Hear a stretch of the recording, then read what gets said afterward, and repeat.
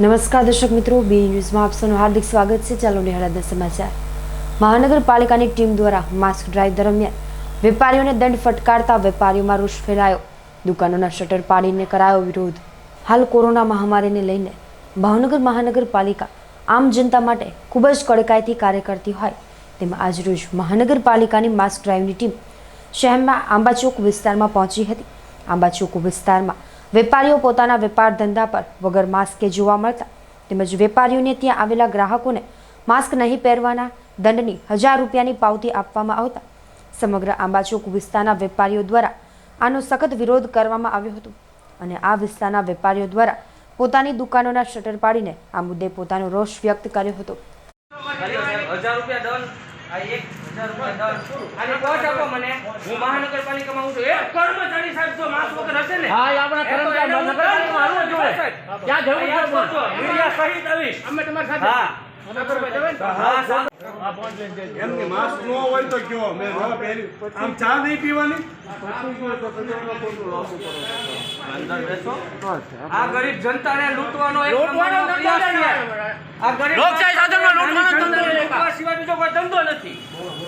ધંધો કરવા દેવો નથી કરવો નથી કાંઈ। ભાવનગર દરબાર ગઢ બેંકની પાસે અમે લોકો અહીંયા એક સ્ટેમ્પ વેન્ડર કાકા છે ત્યાં એની ઓફિસે અમારા સરકારી કામકાજ માટે સ્ટેમ્પમાં લખાણ કરવા માટે અહીંયા આવેલા અને માત્ર આ માસ છે એ પરસેવાના લીધે અને આ રીતે આમ જરીક ખુલ્લું રહી ગયેલું એના કારણે અમારી પાસેથી 1000 રૂપિયાની દંડની પાવતી ફાળવામાં આવી છે।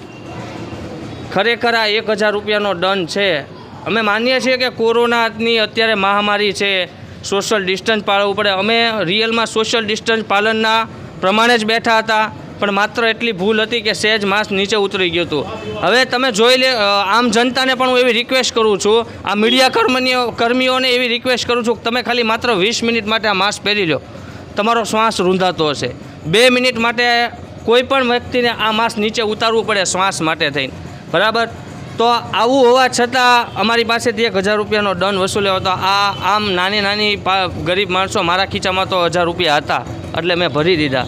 કોઈ માણસ એવો હશે કે જેની પાસે 200 રૂપિયા નહીં હોય, સાંજે ખાવાનું માંડ કરતો હશે, એને પણ આવી રીતે 1000 રૂપિયા વસૂલવામાં આવે છે। તો આ સરકારને મારી એવી નમ્ર અપીલ છે કે કોઈ પણ રીતે આ દંડની જોગવાઈમાં કાંઈક ઘટાડો કરો અને નાના માણસોને લૂંટવાનું બંધ કરો। સ્ટેમ્પ વેન્ડર છું, દરબારગઢમાં બેસું છું।